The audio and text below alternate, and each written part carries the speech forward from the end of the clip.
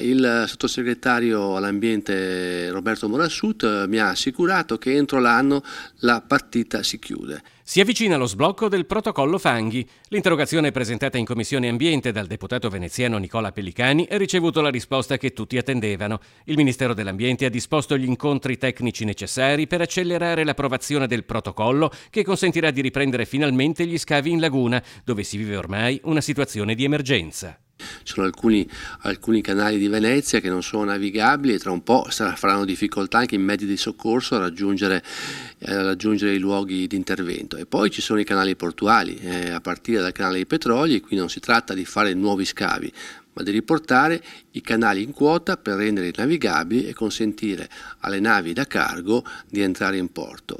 In alcuni tratti del canale dei Petroli, del Malamocco Marghera, le navi sono costrette a viaggiare a zig-zag perché stanno franando le rive e non ci sono più le quote appunto navigabili. Una decina di giorni fa il presidente dell'autorità di sistema portuale Pino Musolino si era sfogato sulle gravi conseguenze economiche di questa situazione. Arrivano meno navi, ci sono meno chiamate dei lavoratori della compagnia lavoratori portuali, ci sono meno possibilità di generare ricchezza per i terminal, ci sono meno circolazione di camion o di treni che portano meno merci. Non è impossibile capire che se comincio a mettere insieme meno, a un certo punto arrivo anche a meno lavoratori. Così come per il dossier Venezia, che comprende il tema grandi navi e la conclusione dei lavori per il Mose, Pellicani si è impegnato a seguire l'iter del protocollo fanghi fino all'approvazione.